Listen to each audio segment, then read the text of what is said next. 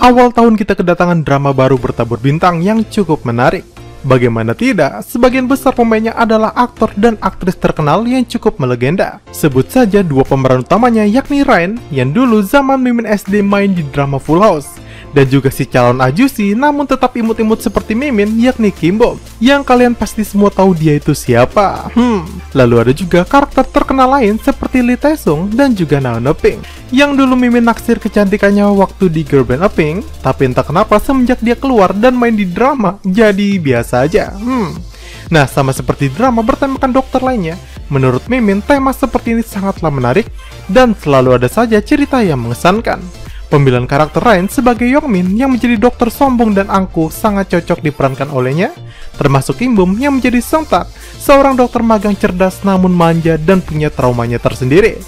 Dan menurut Mimin, nantinya di akhir kedua karakter utama kita akan belajar untuk memperbaiki diri mereka masing-masing.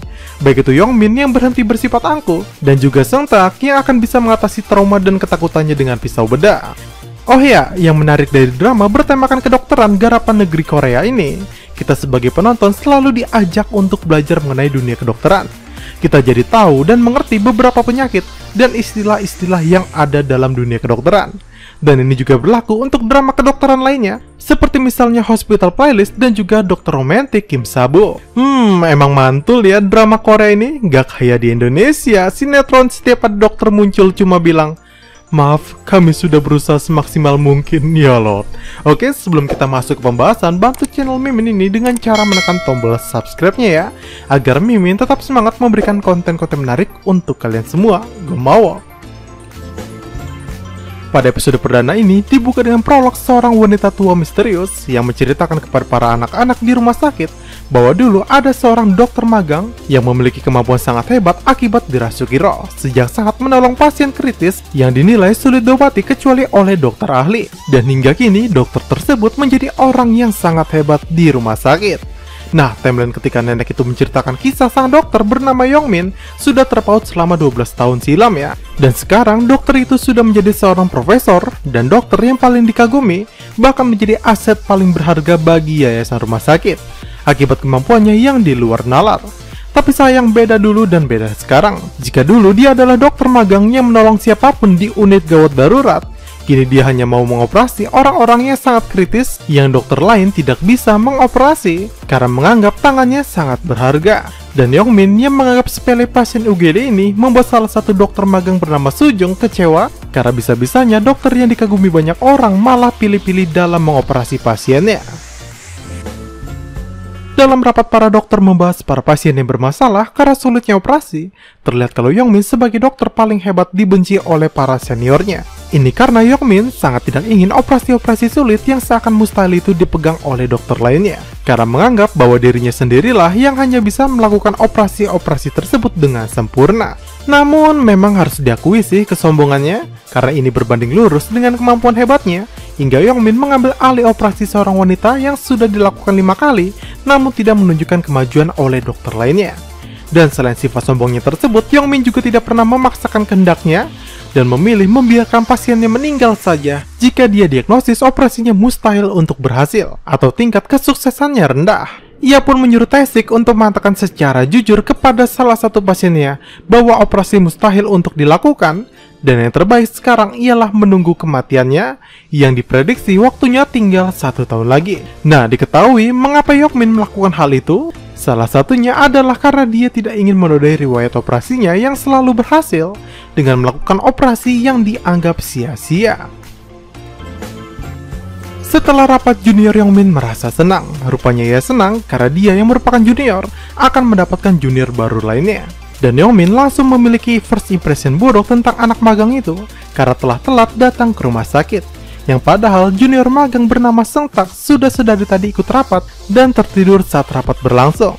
Dan setelah Seungtak menemui Yongmin, malah dengan beraninya ia mengkritik dan menggurui Yongmin yang terkenal perfeksionis. Sampai Yongmin harus menahan emosinya tersebut dan mencari informasi terlebih dahulu tentang siapa Seungtak, yang ternyata menurut kesaksian juniornya, Seungtak adalah anak dan cucu pemilik yayasan rumah sakit, alias pewaris utama yayasan tempatnya bekerja. Dan karena hal inilah anggapan Yongmin menjadi semakin buruk karena berpikir Seungtak bisa magang di rumah sakit akibat koneksinya bukan karena kemampuannya. Dan untuk memastikannya, Yongmin mengajak para juniornya berkeliling mengunjungi pasiennya satu persatu dan menanyai wawasan Sentak tentang penyakit pasien tersebut. Namun tak disangka-sangka, setiap pertanyaan dijawab dengan baik, juga detail hingga membuat Yongmin sedikit tertegun, yang rupanya juniornya kembali menjelaskan kalau Sentak merupakan murid terbaik yang bahkan kepintarannya ini melebihi profesor pengajar di kampusnya. Nah, ada hal yang lagi-lagi membuat Yongmin kesal dengan Sentak, yakni dokter magang itu berani mengatakan brengsek kepadanya. Namun di sini menurut Mimin, apa yang dikatakan Sentak juga ada benarnya ya. Karena Yongmin membiarkan dan membuang pasien yang menurutnya mustahil untuk sembuh, alih-alih berusaha semaksimal mungkin demi kesembuhan pasiennya. Operasi kepada wanita yang sudah 5 kali dilakukan oleh Dr. Taesik pun kini diambil alih oleh Yongmin. Dan dengan tangan ajaibnya, akhirnya operasi itu pun berjalan lancar tanpa ada kendala sama sekali. Dan karena ingin sekali lagi mengetes kemampuan Sentak, Yongmin menyuruhnya menjahit bekas operasi. Tapi sayang, berbeda dengan teori yang sangat jenius, nyatanya dalam hal praktek, Sentak tak bisa melakukan apa-apa. Ia terlihat takut, gemetar, seakan ada trauma tersendiri yang dipendamnya.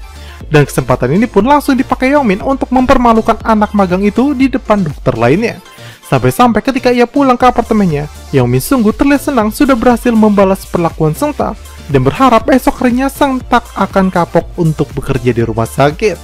Nah, tapi sayang harapannya pada malam itu gagal, karena esok paginya Sentak ternyata seakan tanpa beban tetap datang ke rumah sakit, bahkan sok akrab dengannya.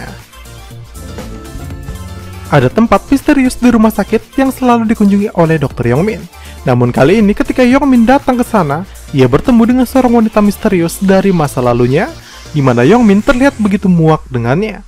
Lalu Yongmin diminta datang ke direksi perusahaan, dan di sini ia dikunjungi keluarga pasien yang sebelumnya Taesik diminta untuk menyuruh pasien tersebut pasrah menunggu kematiannya. Rupanya pasien itu adalah seorang pria kaya raya dan berpengaruh yang mau tak mau apapun harus Yongmin lakukan. Namun tetap saja idealisme Yongmin menentunya tetap bersikeras menolak semuanya. Sampai akhirnya tiba-tiba Yongmin berubah pikiran karena ia merasa tertantang setelah mengetahui wanita yang membuatnya muak di belakang rumah sakit adalah anak dari pria tua pasiennya tersebut. Yongmin menerima operasi itu karena tak ingin diremehkan, apalagi ternyata ia menganggap dahulu wanita bernama Sejin itu sangat meremehkannya, yang padahal semua itu hanya kesalahpahaman saja atas sesuatu yang belum terungkap di episode ini. Nah, ketika itu Yongmin dan Sejin adalah sepasang kekasih. Sejin yang merupakan orang biasa tiba-tiba berubah seketika hidupnya karena dia mengetahui ayah kandungnya adalah orang yang kaya raya. Dan secara mendadak pula ia memutuskan untuk pindah ke luar negeri dan berniat pamit dengan Yongmin. Tapi ketika itu Yongmin sedang disibukkan dengan operasi pertamanya sebagai anak magang, jadi akhirnya dia tak sempat bertemu dengan Sejin yang sudah pergi meninggalkannya ketika itu. Dan sampai saat ini Yongmin ini begitu benci dengan Sejin karena ia merasa dicampakkan begitu saja. Ditambah kompor omongan orang-orang yang mengatakan Sejin yang orang kaya raya tak pantas lagi untuknya karena Yongmin hanya seorang anak magang bodoh ketika itu. Operasi Presdirjang ayah Sejin pun dimulai, dan lagi-lagi berkat tangan ajaibnya, walau awalnya dirasa mustahil, nyatanya ia berhasil melakukan operasi itu dengan sempurna. Dan usai operasi, seperti kebiasaannya, Yongmin tidak pernah berhenti memantau pasiennya hingga pasiennya sadar. Namun hari itu dia mendapat pesan yang membuatnya harus pergi ke suatu tempat. Namun sayang, dalam perjalanannya, Yongmin mengalami kecelakaan, dan anehnya dia tidak mengalami luka-luka apapun. Sampai ketika saat dia hendak menolong korban lainnya yang sekarat, ternyata dia sekarang bukan lagi manusia, melainkan arwah yang tak terlihat. Ia pun mengecek kembali mobilnya dan ternyata dia melihat dirinya sendiri sedang kritis bersimbah darah. Dalam keadaan cemas ini, ia mengikuti tubuhnya yang dibawa ke rumah sakit. Dan di UGD tersebut ternyata hanya ada dokter-dokter kelas bawah dan juga anak-anak magang, termasuk Sentak yang sebelumnya ia mutasi ke UGD. Nah, di saat kritis ini, para dokter baru itu meminta bantuan dokter senior, tapi semua tak ada yang bersedia membantu. Sampai akhirnya, karena berpacu dengan waktu, Sentak memutuskan untuk bergerak sendiri menolong Yongmin. Awalnya Yongmin tidak ingin dibantu Sentak, karena takut semakin parah. Tapi Sentak melakukan prosedur sesuai apa yang dia harapkan. Dan Sentak juga berhasil mengetahui gumpalan darah lewat mesin ekokardiograf, dan kini para dokter itu harus mengoperasi segera gumpalan darah tersebut. Tapi sayang, lagi-lagi para dokter bedah senior tidak ada yang bisa datang ke ruang operasi. Sampai akhirnya Sentak sekali lagi memberanikan diri memulai operasi karena menganggap waktu mereka tidak banyak. Dan karena takut operasi akan gagal, arwah Yongmin pun memegang Sengtak, yang ternyata dirinya kini malah merasuki tubuh Sengtak, dan langsung melakukan tugasnya dengan sempurna. Dan episode ini pun berakhir sampai di sini.